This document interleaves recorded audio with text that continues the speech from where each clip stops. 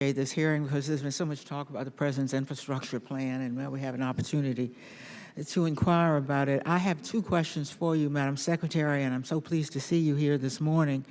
One has to do with the holdup in appropriated funds. Well, you know, it's hard enough to get funds out of here. And I note, by the way, that in the President's infrastructure bill, there would be $130 billion in new competitive grant funds. So this committee and the Congress is likely to look at, well, what have you done with the funds we have appropriated or authorized? According to our count, there are nearly $6 billion in program funds that remain unspent, and of this, $2 billion are among the most competitive. More jurisdictions want them than can possibly qualify for the amount in infra and Tiger grants, for example. And I know that this looks like it's something of a trend.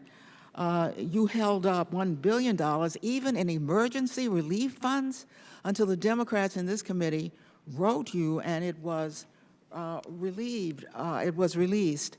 I have to ask you, Madam Secretary, what is keeping you from getting this money out of the door? And don't you think it will reflect on whatever we're able to do with the President's plan if that money is not gotten to where it is needed? Thank you for that question.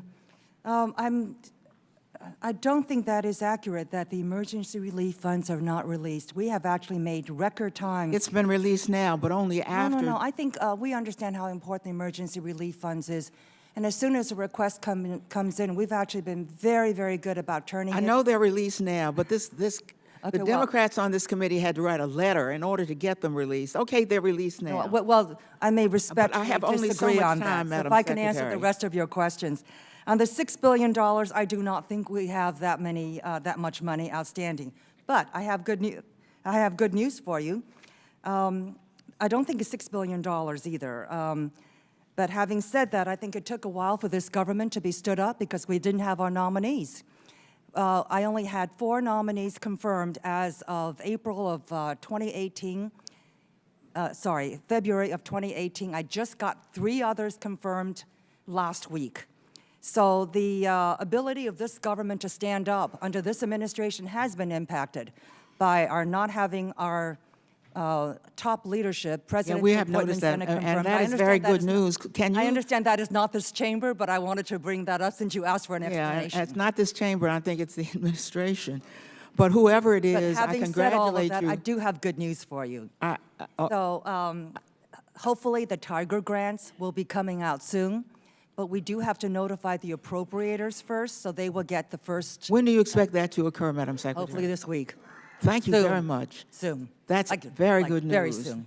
I would dare say almost everybody on this on this platform has an interest in those grants. Let me ask you about on the infra. Let me just mention the infra grants also.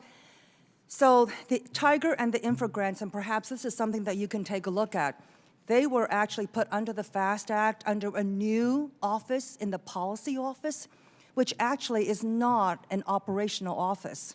So they have to do the Tiger grants first, and then they can turn to infra. And hopefully we will get that out probably by the beginning of June, or let's say June, at the beginning of the summer. You've given us very welcome information on that. Look, the interstate, of course, is a product of the Eisenhower administration. It's one of the fairest and most progressive ways to distribute money.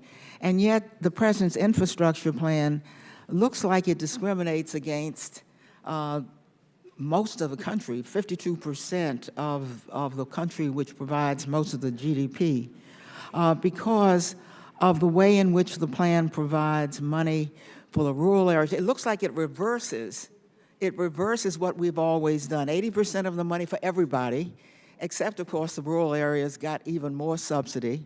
But 80% came from the federal government, 20% came from the states.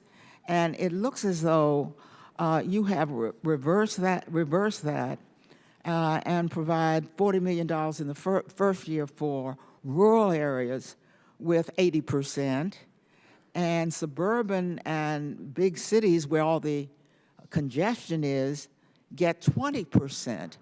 Why have you reversed the age-old way in which we distribute highway funds, the formula that has worked now for 75 years?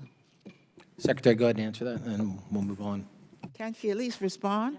Oh, That's what I said. Secretary can answer the question, and then we'll move on.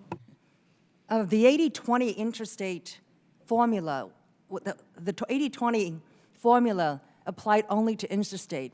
As mentioned, the federal government owns 10% of the highways, the roads, the bridges. the states rest have are to take actually care of from the rest, states. Madam Secretary. We, the federal government, we only take care Ms. of Norton, the federal Ms. Norton, your infrastructure. time has expired. Please allow the Secretary to finish, and thank you. My only point was it's the 80-20 formula applies only to the interstate highways. Thank you. And now recognize Mr. Lobiando.